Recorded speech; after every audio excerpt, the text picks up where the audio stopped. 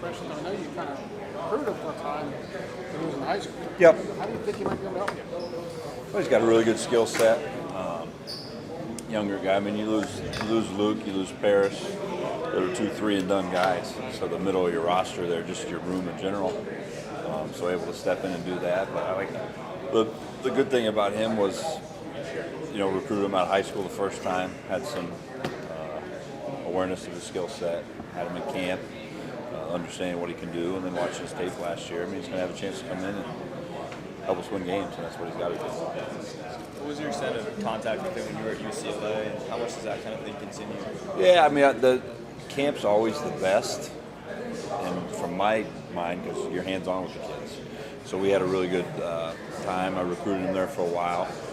I don't remember the whole dynamics to it, but I think we took a big class that year and kind of filled up, and he wasn't ready to pop yet, and the way the dynamics worked, but just having some common ground of being to work with him before and being out in that area was obviously a huge help. And then for him, just understanding what this place is, what it can do for him, what he can do for the team, and having familiarity with me helped a lot too. Did you see him competing on the right side or mixing with the Yeah, we've been on the road recruiting the whole time. Tackle. Just tackle. Yeah, tackle.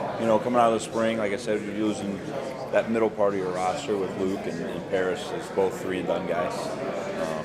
Supplementing that, obviously Ben left too, so there was a void there in the middle, and he could slide right in and hopefully keep that, swinging up for him.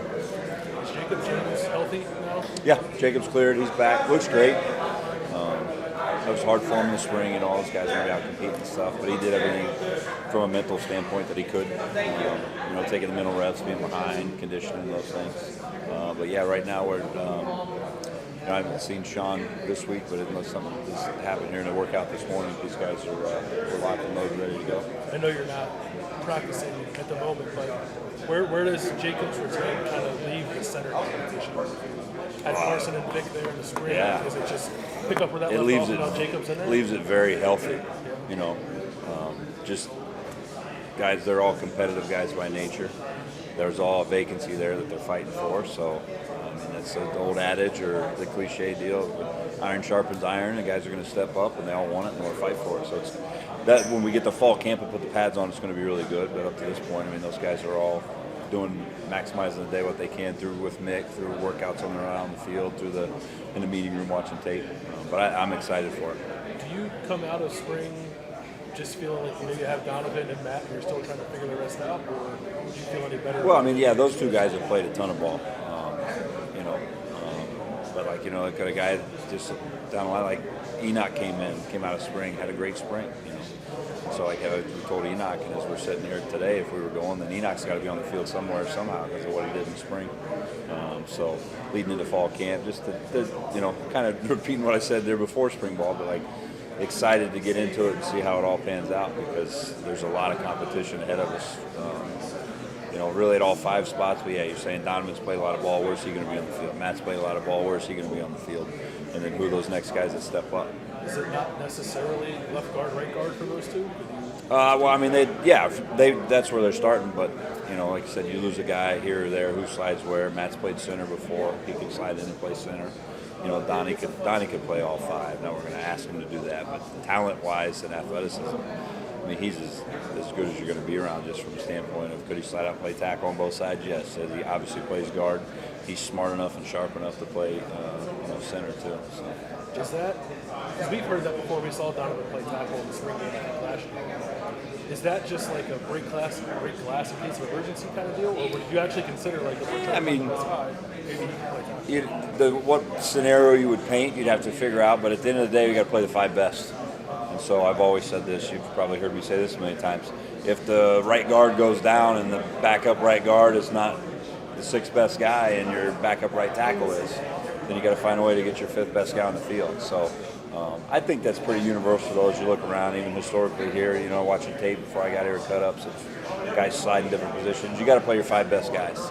It's not just, you just move the checker up if the guy in front of you down. So, God, I hope we don't have to break that glass up. Let's not put that out there, but could Donnie do it if needed to? Absolutely. Could Matt slide over and play a different position if needed to? Yeah. You know, I mean, look at a guy, Josh Frye, who was right tackle, then right tight end, left tight end. Now he's playing some left tackle. Like, we're going to find a way to try to get your 5 best on the field. You just called the center battle healthy now. Would you say the same thing about the tackles, or are you still not there?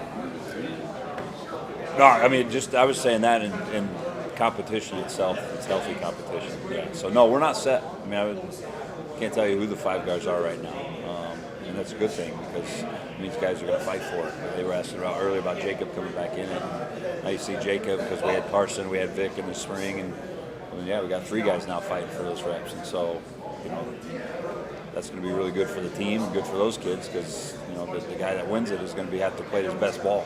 That's one thing. It's not given to anybody. You know, they're all going to fight for that. And same with the tackle positions too. So yeah, healthy competition ahead of us because of the amount of guys fighting for it. With, you know, Zineway's coming back into it. Tegra had a good spring moving out there. Josh has obviously played.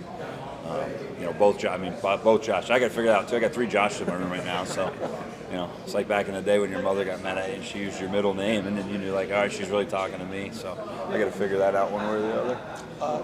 Tegra and Zen were already kind of locked in that right tackle battle. Bringing in Josh, does that kind of turn the heat up even more? Like, hey, this is going to continue to heat up, and we're not done. You know, absolutely. I mean, that's for both sides. That's what I said. Like, I mean, we got to play the 5 best. So is Josh Simmons a left or a right? Is he staying at right? Is he staying only at left? Is you know the other Josh hanging around? Like, I don't have all those answers yet. They're going to have a good winter or a good summer with Mick. They're going to have good stuff out here. But, yes, they'll all be setting right sides and left sides. They'll all be doing individual drills, you know, so that we can keep fighting through that. Seems like a lot of eyes were on Luke as a true freshman this spring. But Austin and Josh came in, and Miles, all 3 just came in, kind of just seemed to take care of business. Was that your first impression of him? And I guess in particular Austin, like what did you see from him that you liked? Yeah, I think with all of them, when you went into that 3 group early on, historically you'd be like, oh God, like we have 4 guys here that should be getting ready to go to prom, and they're not. They're playing football, so those plays would be sometimes like those guys really didn't have those like, oh, those were the rookies. You know, they handled a lot of stuff pretty well, and then they all kind of came in their own. Like you talk about, you know, Padilla. That went in. He's never really played center. He's going from tackle to center. Well, now the ball's in his hand, and he's blocking Mike Hall, doing some of these things, those guys on the inside.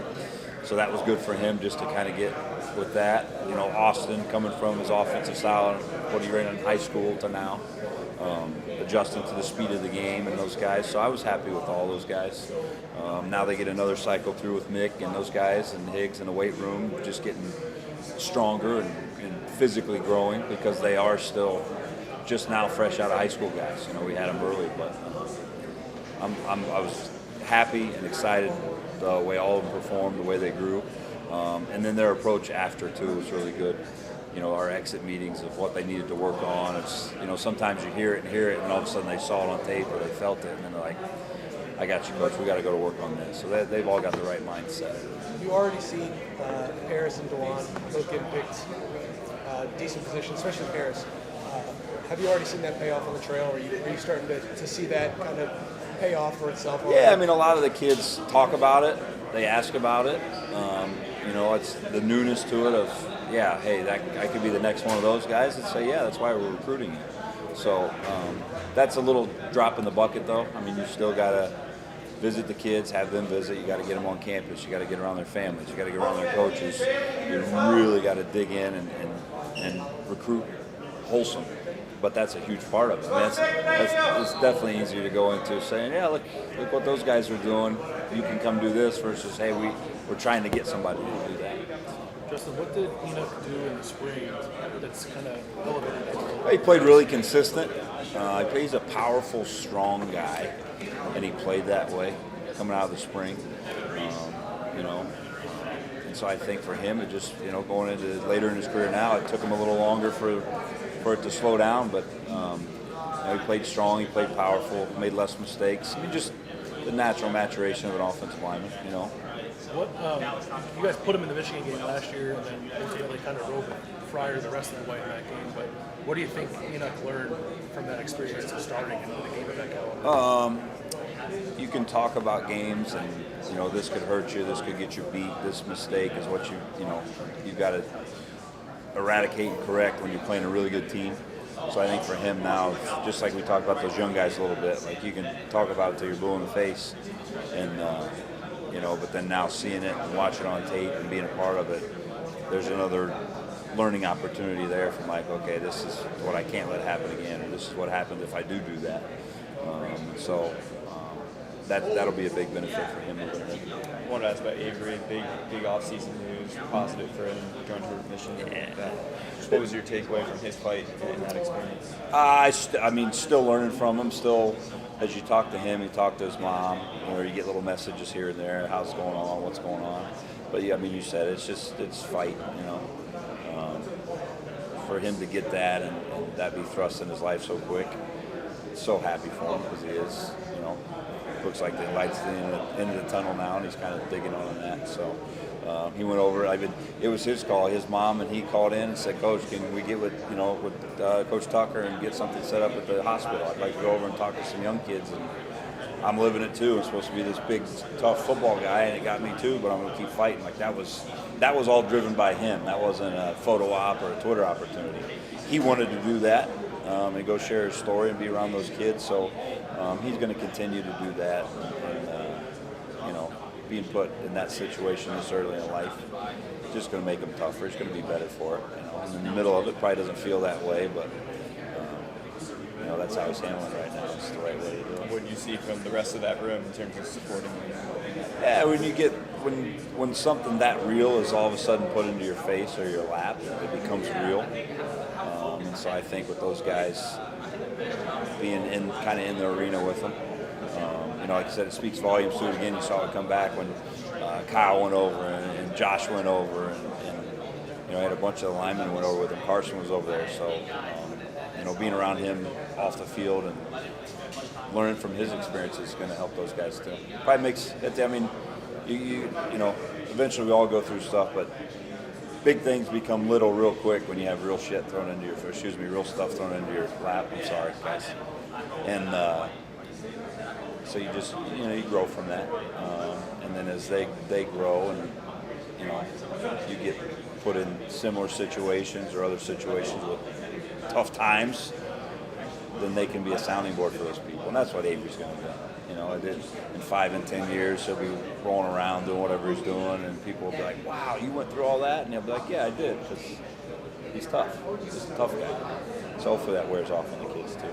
What's kind of a plan for Avery now that he's beaten cancer? Kind of what's the plan, how to get him reacclimated? It's all going to be based off the doctor's orders and what's good and safe and healthy for him.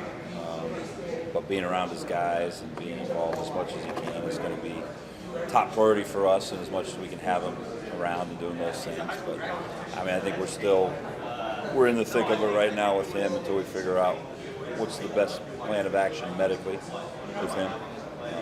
But yeah, as much as we can be around him and he wants to be around the guys and doing those things, that's priority number one. Less worried about kick sliding on 3rd and 7 and more about making sure he's taken care of. When you bring in someone like Josh through the portal, how different is his adjustment to Ohio State as compared to the guys who came in the spring, the 3 guys this spring? How much is there? Is it a shortcut that you've been in a college strength and conditioning program for a couple of years? You haven't just been running a high school offense for the last few years. How much does that trim off of the adjustment? Yeah, it's really predicated a little bit too off the kid, but a significant amount. Because he's played in major college football games. And so the speed and the intensity of that ramp from high school to college is something that you have to learn. He's been able to do that already. Now, you come in here, and that's, we tell kids all the time in recruiting, and you're talking like your Tuesday practice is just as hard, if not harder, than most games you're playing. So that level that's got to raise even coming here to Ohio State, it's still going to be a jump, but not as significant as these other guys. But yeah, the being in a strength program, being in the accountability of time management and all those things in college definitely shortens the learning curve a little bit. How much difference does it tend to make just being 2 years out of high school as opposed to 1? Some big difference? I think it depends on the kid. Josh is a pretty mature guy. And so I think it would just differ kid by kid. But so far, I mean, he's kind of come in. He's quiet. He goes to work and he wants to get better. And he's adapting with Mick and the training and all that stuff and the plays and trying to get around Mike and I as much as he can, just in playbook form and everything that we legally can do. He's trying to do so that his understanding of that learning curve is there. And then now how fast will we climb to it is all he's trying to do, just because he wants to be part of the room and produce. He had a lot of penalties last year at San Diego State. Is that something to look at and say, like, oh, we can coach that out of him, we're not worried about that? I mean, you look at everything. You look at all that stuff. I mean, there was one game they had some cadence issues and stuff where, it happened a lot here sometimes too, where, like, it's easiest for the side judge, to be like, oh, who was the false start on? Well, 5 guys jumped. Oh, who's the closest guy to me? It's that guy. So there was some of that stuff in there. But, yeah, I mean, we're aware of it, yes. Something we got to work on, yes. But an overwhelming, like, oh, God, this is a huge problem. No, because we'll work that with cadence and practice and then all the mechanisms and stuff that we do here. From, like, a physical trait standpoint, I guess, what were some of the things that most excited you about? He's got really good length, upper body length. He'd been kind of in the portal and doing stuff on his own for a while, since the end of February, and he looked great, body comp and everything coming in. So there's an internal drive there. Now the best part is just he's here, he's around the guys, and he's one of us, and he's doing this. So now he can get in with Nick, he can get in with Higgs, he can get in with KP and all those guys in the weight room. But he's got a great frame, he's got good length. He's got twitch, he's got burst, he's got a lot of tools that you look to. I mean, I offered him out of high school at the last place because it felt like he had a chance to be a really good player. So this is not something that guy just popped on the scene. He's been a player. I want to ask you about Carson Hinsman. I know from talking to you in the spring, you mentioned that you felt like he was having a good spring, but you said 280 or 298 pounds trying to block Big Ten nose guards might not be like the best weight. How much weight does he need to put on, and how's he doing in that regard? Yeah, we'll structure all that with these guys through their body comp and how explosive they can be and what their strength and those things match. So with the magic number, I don't know it right off the top of my head, but we've got it. And that all runs through Mick. I mean, it's the easiest thing to say. You want to be as big as you can without losing your speed and your strength. Now for linemen, what's our speed? Rolling off the ball, get your feet in the ground. We're not, sprinting off the edge, sacking the quarterback, or we're not chasing kicks and those things. But, he just needs another full rack of camp and drills and those things with him hitting people in the mouth while he's getting hit in the mouth with the ball in one hand and not in the other. But he's young. These guys are 19. He'll be 19, turning 20. Like, natural maturation take over too. All of a sudden, it's got to be 318 at some point. You're like, yeah, we got to cut a few back now. So, but just he eats well, he trains well, he does everything the right way within the walls here and outside what we're asking to do. So, whatever his top shelf's going to be, he's going to get there because that's what he wants to do. Speaking of young guys, with the 4 freshmen that enrolled early, how big was that for them to get their feet wet and enroll in winter and go through spring ball and all that? It's huge. You're doing major college workouts, you're doing major college football practice and training, and essentially your clock's not really started, so you're still in that extra half a year. And then for linemen, it's really critical too because, it's critical for all positions. I don't want to knock any position, but for a lineman now, it's a whole new verbiage in the playbook. It's a whole new speed and structure of the defense is what you're used to. It's probably some new technique and different fundamentals you've not done. So a lot is new and not a lot is habitual. And so the earlier jump you can get on that with the guys and that they're emotionally and mentally ready to do that, which those 4 guys were those are mature young guys. So that made it a little easier for them to really start stealing good reps so that when they do hit fall camp, there might not be deer in the headlight. Now they're just kind of like a little nervous getting going because they're ready for it. How did you evaluate Tegra at the end of spring? Say it again? How did you evaluate Tegra this spring? Oh, I thought he had a really good spring. Same with him. He went from the inside really to outside. And so Tegra's natural, man. He does some stuff and has some natural power. It's not even coaching. It's just the ability that, God gave him that he got from his genes and his parents. He's going to have a really good career ahead of him, and he's put himself in position to be the guy right now too, which is exciting for him and for us because when he goes now, he goes. It's special. When we talked to him, he seemed like he was really almost a little bit of a shell shocked. He was right in the middle of learning everything and what it's like to block guys like JT on the edge. Was there some obviously he's a thoughtful guy, coaching him through some of that mental stuff? It's just repetition. it's comfort with those because you're blocking the same guy over and over. What style of play is it? What style of protection is it? And so build your toolbox to that. So the more reps you get, the more comfortable you get. And that's all it takes for those guys is time. Now, how fast do they get there? It depends on, you obviously have to be talented, which he is, and he's a high talented guy. So I think the more reps of that, like I said, just we're talking with Carson, those guys you go through fall camp and you're getting more reps, and then we get closer to game planning. The game will slow down, they'll play more physical, faster, just because of the reps that they're taking. Justin, you've probably been asked this, but I know you knew Josh already, but how did you evaluate him before bringing him in? And I imagine he probably fits in there somewhere in that right tackle competition. Well, the portal guys are good, or he was one of the good portal guys because I had hands-on before out of high school, so knowing kind of the tools you could work with. And then he had game tape, so you could watch him play. And so that makes it a little easier. I guess you would say if you're taking another guy out of a portal that maybe really doesn't have a lot of tape, you're relying more on, what you've seen before possibly or some other things, or really just, necessity of need. But for him it was good because I had hands-on. I had a prior relationship. I'd been out there for so many years and being around the right people to ask the right questions, and then you could press play for 13 games and watch him do it. So, him being able to slide in and kind of fill that vacancy of where, like we said before you're here with, you get Luke and Paris are both 3 and done, right? You lose Ben, right? So now that middle of the room, to be able to supplement that with a guy that's played ball that you had, past experience with helps a lot. You mentioned watching Josh's games. I mean, tell me if I'm wrong. It looked like he got better as the year went on. We always do. He didn't allow a sack the last 4 games of the year. I know you're not there behind the scenes, but when you look at film, what did you see him grow the most in? I've tried to stay very basic my whole career and just look at baseman, balance, and burst. So you guys can walk away. They've heard me say that 1,000 times. Do they own those tools? How high of a level are they? And then how much can you enhance within those? So for him, he owns the 4 Bs. He has good burst. He played with some good speed. As the year went on, he got more comfortable because you went from a guy that's never played to a player. And so now it's just our job together is to continue to work together and make sure that his game climaxes as it's supposed to. You did commit a lot of penalties last year. Yeah, we covered that. I mean, that.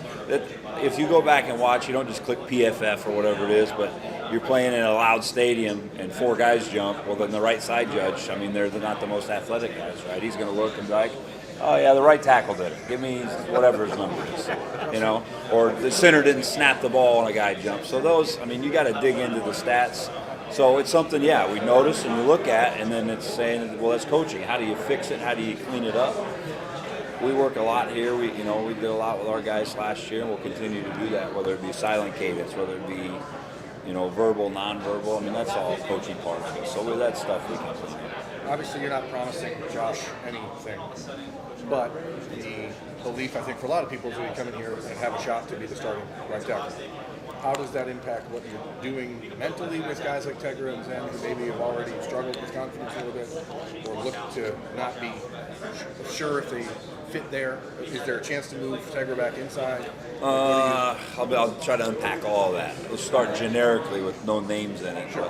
But if you bring in new competition for people and people shy away, then you're getting what you want because you don't want those people playing first. Now, that's not Tegra, that's not Zen, that's not Josh, that's not our guys. But if that were to be a case with someone, then that's good because now instead of 3rd and 7 in a critical situation. No, for those guys, they're fired up. All of them. They've been working. You call back on the road and how's it going? And, coach, we were just meeting with him and we're going over this, we're going over that.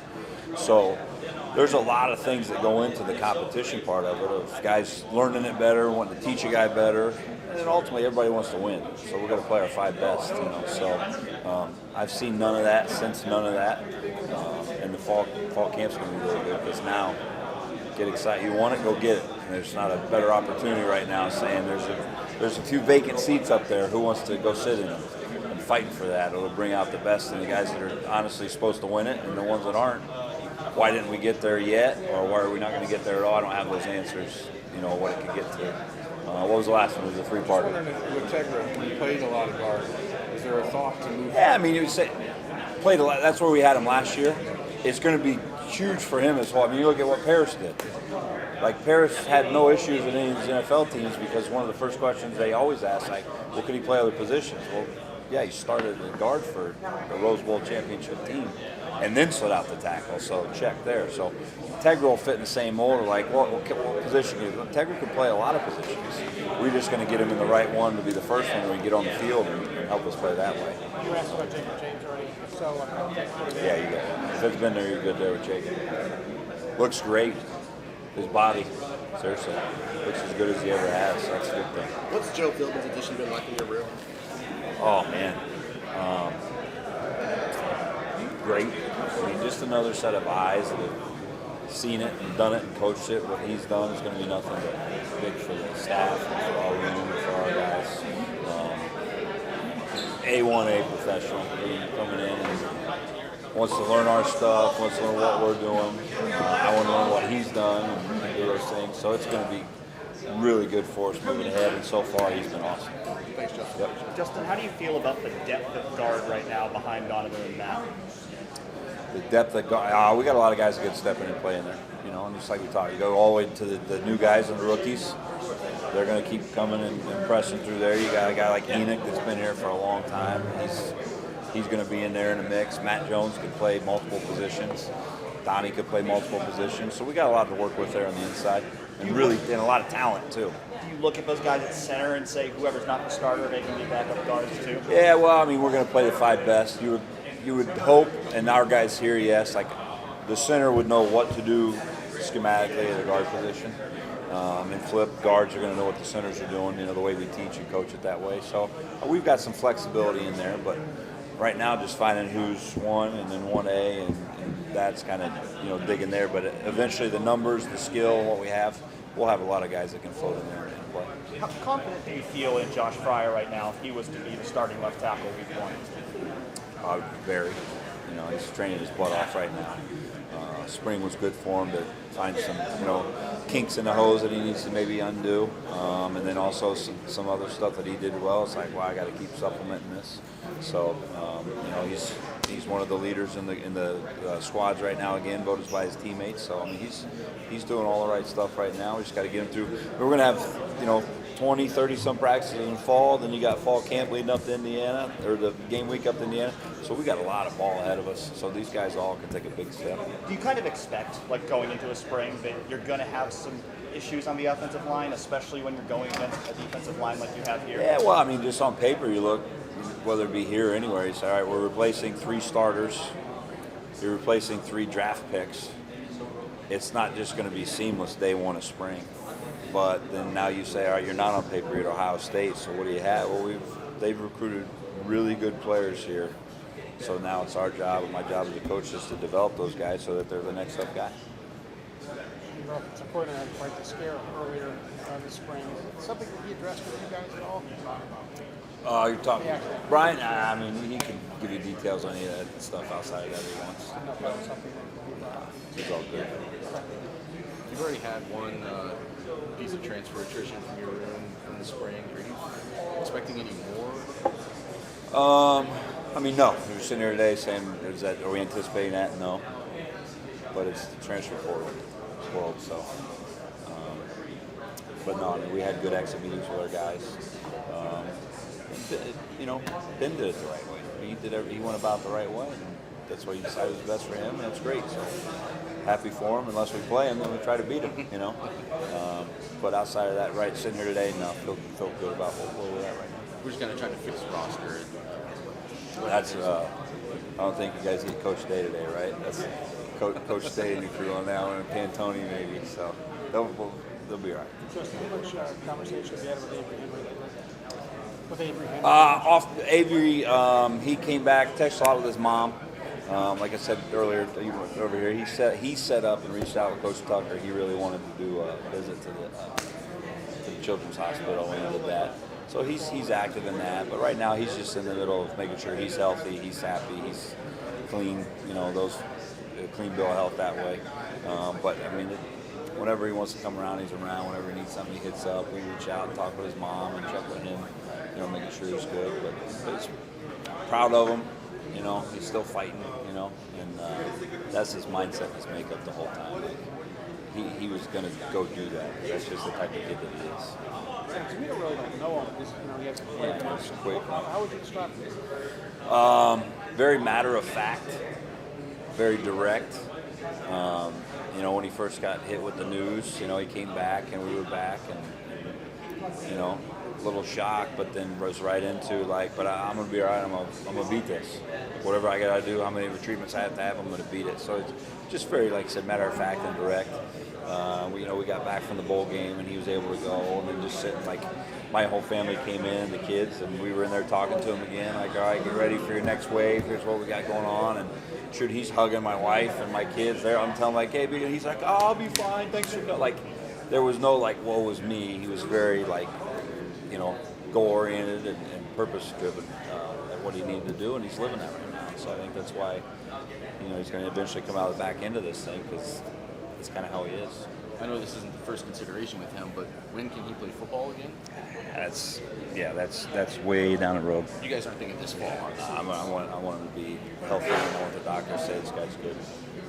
So that's not even across my mind or anyone's mind other than making sure he's okay first. How much do you think it just motivates the rest of the team, having him around, knowing what he's overcome? Oh, it would be a lot. Everybody could use it for different motivations. Everybody can use it for different experience and education. But him being around, even him, when he came in after he got the news and we talked to him, he was home with his family, and he's like, I want to tell the guys. And so he just up in a room and told the guys. So kind of back to what you were talking about, Bill. It's just that's kind of his mindset. So I think you watch a guy in the thick of it, handling it the way he does, then I said this before, then maybe big things aren't so big anymore and they become smaller, because now you can look over or you look on your phone or you talk to him and realize, that's an issue, and look how he's handling it. So I'll be okay. So it's all been positive so far.